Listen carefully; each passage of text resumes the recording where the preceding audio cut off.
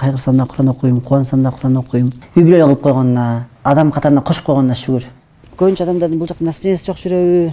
Баягы каза кылып койгон күндөрүм аябай уялам Кудай тааладан. Дүйнөнү мен өзүм көз карашымда түз элестетем, бардык нерсени таза элестетем. Коом бизге окшогон адамдарды ким өзү кандай болсо ошондой кабыл алышын карайм.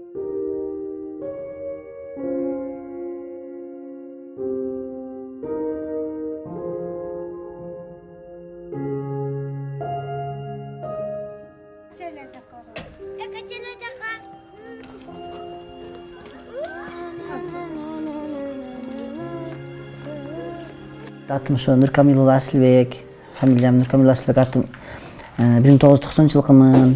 Кудайга шүгүр, үй бүлөлүмүн, 3 баланын атасымын. Тубаса көзүм азиз. Бирок шүгүр Аллага алкыш мактоолор болсун. Ушул хидаятка келтирип койгонуна, намазхан кылып койгонуна, мусулман кылып койгонуна, үй бүлө кылып койгонуна, ушу адам катарына кошуп койгонуна шүгүр. Апамды, Хапизамды, Табаракты сизди. Мен үй бүлөмдү жакшы көрөм. Турмуш курганыбызга 10 жыл болду. 3 балам, экөөсү көзү көрбөйт. Экөө менен эмет жакшы эле шүгүр кылабыз. 3 балам карайм, 2 балам, 1 балам садикке барам, кайрап келем. Бул кызым интернатта окуйт. Кичинекей кызым, экинчи кызым. Шүгүр келтирем, ошо бутум көзүм көрөт, Кудай калса бутум басат. Балдарым карай алам, ошо шүгүр келтирем, буларды жетелейм, күйөм. Апара турган жагына. Анан экөөсү чогуу эле эмете шүгүр келтирем, ошо жүргөнү өзгөчө. Шуга тамак аш, чайпаян кылып бергенге алып жетет да. Эми басып баратканда эмне болот? Кээде ортого машиналар коюлуп калат. Ошондон кыйынчылык болот. Кээде бордюрларга түшүп кетем, ошондон кыйынчылык болот. Бул жактын адамдардын бир менталитети бар, ошол жол сурасаң айтпай койгон бир кызык немеси бар да. Эми бул жакты бөлүнбөйм, бирок ошондой эми адамдарыбыз да баары бир. Көбүнчө адамдардын бул жакта настроениясы жок жүрөбү, же шашылып жүрөбү түшүнбөйм. Жол сураганыбызда кээде айтпай коюшат. Келип калган жол таппай калам, ошо машиналар коюлуп калат, ориентир бузулуп калат, ошондой кыйынчылыктар болот. Эми көрбөгөндүкү баары кыйын да. Бирок шүгүр мусулман кылып жаратканына, ушул мечитке баргызганына, өзүм жолумда жашоомдо туура жүргөнүмө шүгүр. Ар бир нерсени көрбөгөндүккө жорой бергенде туура эмес. Балким өзүм ориентир туура эмес кылып калсам керек, ошол себептен да болушу мүмкүн. Намаз окуганда менин кыжалып койгон нерсем кабыл болбой калабы деп кыжалып болом. Мен күмөнмө эмесмин, бирок кабыл болбой калса деп кыжалып болом. Аябай корком ушу намаз окуганда. Акыркы намаз окушум болуп калсачы деп корком. Намаздарды көпкө окушты насип кылсын суранам. Намаздан кийин аябай сүйүнөм, айрыкча убактысында окусам. Баягы каза кылып койгон күндөрүм аябай уялам Кудай тааладан. Эми Аллах Таалага менин намазымдын эч кандай деле пайдасы же зыяны жок, бирок мен өзүмчө Кудайдан уялам да. Ошол Аллахтан фарыз кылган 5 вакыт намазды убагында окуй албасам, жумуш кылбасам, оор жумушум жок, менин мындай түйшүгүм жок. Эмнеге мен мындай жалкоо болушум керек? Менин иманым каяка кетти? Мен эмнеге анда мен мусулман деген атым каяка кетет деп өзүмө көп суроо берип мындай. Мен эң капа болгонум ошол нерсе да.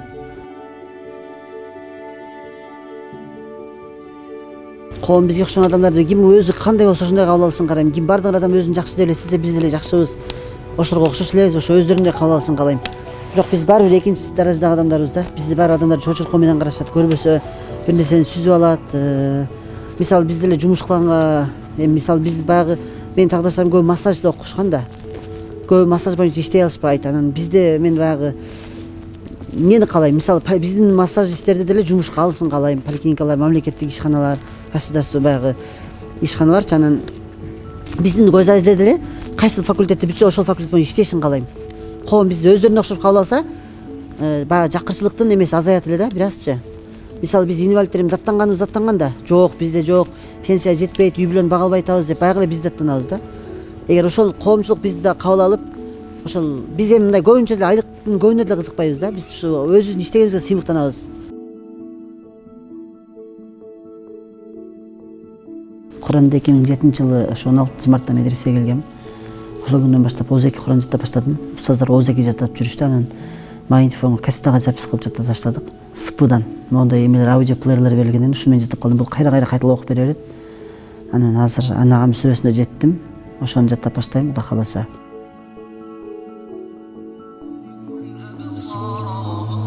اللطيف الخبير قد جاءتكم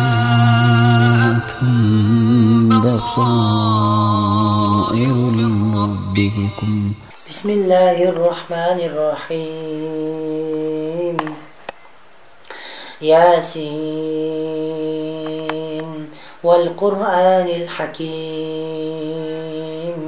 إنك لمن المرسلين على صراط مستقيم.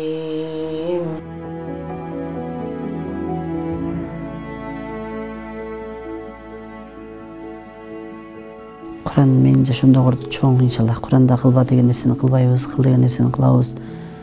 Kur'an менен эле жашайбыз эми, Кудайым буйруса. Ошо эрмегим Kur'an, укканым Kur'an, окуганым Kur'an, Кудайыма шүгүр. Аллага алкыш мактоо болсун. Кайгырсам да Kur'an окуйм, кубансам да Kur'an окуйм. Kur'анга таянып калдым бир жолу. Башка көз аждар мисал үчүн өз үчүн, рызык үчүн мисал ырдап жумуш кылат. Менде ал нерсе да жок. Кысалып болгон нерсем ушу жумушсуздугум, анан менин эң сүйгөн нерсем Kur'an окуганым да. Эми кол менен кармап окуй албасам дагы угуп жаттаганым, угуп укканым өзү немат да. Дүйнөнү мен өзүм көз карашымда түз элестетем, бардык нерсени таза элестетем, ааламды коз элестетем. Мен өзүмдүн мындай баягы көбүнчө настроением жакшы жүргөн үчүн дүйнөнү эле алым жашоону ушундай жарык жакшы элестетем. Жашоонун негизи күлкүлүнүштүү элестетем да, жалпысын алганда. Мындай өтө деле баягы мынау кандай болду экен, алманын түсү кандай болду экен, тиги жүзүмдүн түсү кандай болду экен, могу аба ырайы кандай болду экен деп кызыкпайт экенмин, чынын айтсам. Бирок бардык нерсени коз элестетем. Биздин менин эң сыймыктанган нерсем, бизде 4 мезгил тең бар. Ошонусу мени сыймыктандырат.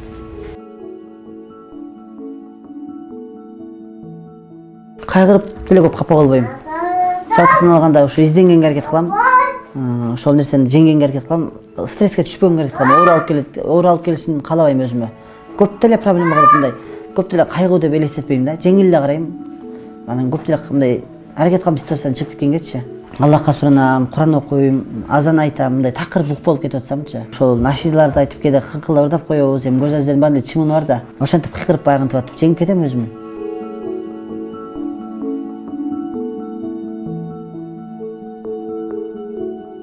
Көз көрбөй калгандарга айтарым ушу: эч качан кайгырбагыла. Кудайдын бул нерсени да сиздин талдырыңызга жазган ушул экен. Көз көрбөгөн бир эле сиздер эмессиздер. Кыйынчылыктарда эле бардык адамдар бир эле ошол адам эмес да. Мисалы, кыйынчылыкка түшкөн бир гана мен эмесмин. Менден башка да толтур адам бар. Бирок ар кимдин кыйынчылыгы ар кандай. Иманыбыз көтөрүлө турган, сабырыбыз, биздин сабырыбыз жете турган гана сыноолорду берет Аллах Таала бизге. Эч качан Аллах Таала өзүнүн биздин күчүбүз жетпей турган сыноо бербейт да. Биз ошол сыноодон чыга алышыбызды Аллах Таала билет, ошон үчүн бизге ошол кыйынчылыктарды берет да.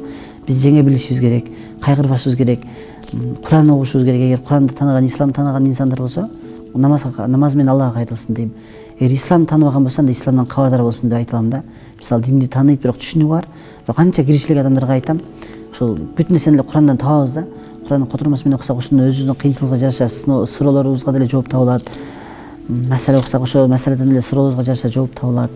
Эмнени болсок деле Kur'андан тапсак болот да, иншалла.